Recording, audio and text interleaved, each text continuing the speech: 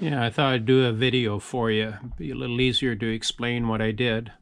So I've got an MDT magazine. Theirs is for 308, and this bottom piece here comes from MDT also. That's an extension. If you put this on, you can get a couple extra rounds in there, but I like it on there because it gives it a nicer grip to grab it up inside the chamber to load your magazine. Plus it's better in the wintertime. It's not quite as cold as the metal.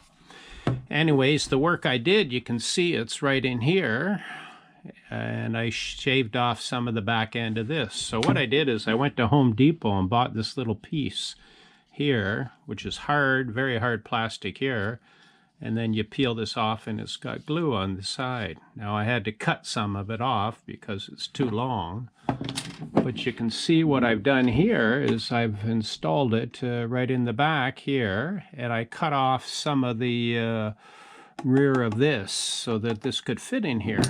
Now when I load my 6 mil GTs, they go in. Look at this. They go up and that blocks them. It stops them perfectly. And they sit nice in the, you can see how it's sitting nice in the lips. Easy to do another one. I can load 10 in this one, and then when it's loaded like that, I always give them a little bang just to set them at the back. Sometimes I tap it on the bench. But you can see how they're sitting in there very nicely right now, and they sit perfectly inside the lips. They're not too far back, they're not too far forward. Now this is a 115 grain Nosler bullet that's in there.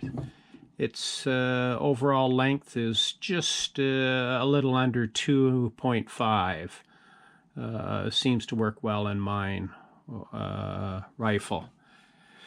Anyway, so it's in there, and then when the bolt comes along, boom, pops out the first one, and then the second one just pops right up, and it's sitting there perfect, ready to be picked up again.